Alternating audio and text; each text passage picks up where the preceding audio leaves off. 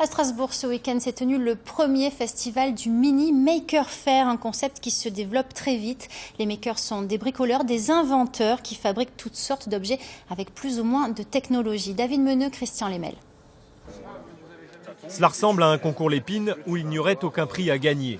Des inventions à tous les stands avec plus ou moins de technologie et des machines plus ou moins utiles. Voici par exemple l'imprimante à crêpes issue de la récupération. Même avec des choses qu'on pensait inutiles, par exemple les scanners là ne fonctionnaient plus, ils n'avaient plus leur fonction principale de scan, et bien on peut réutiliser des parties qui sont à l'intérieur pour faire autre chose, soit pour le plaisir ou pour avoir des choses utilitaires, récupérer des objets, des parties d'objets cassés ou qui n'ont plus leur fonction pour en faire autre chose.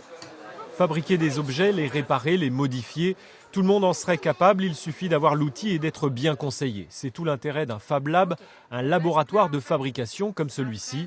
À disposition, une imprimante 3D, une découpeuse laser et une fraiseuse pilotée par ordinateur.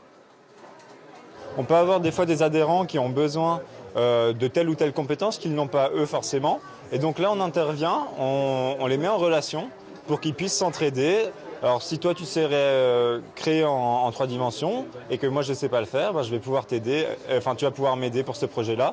Et peut-être que pour un autre projet, moi je vais pouvoir te donner ma compétence sur le bois, etc.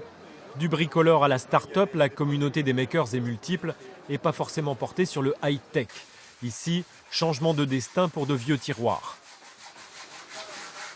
On part d'un objet qui existe déjà et qui va être jeté pour en faire quelque chose qui va resservir sous une autre forme. Donc vraiment, en l'occurrence, ça va devenir un pouf repose-pied.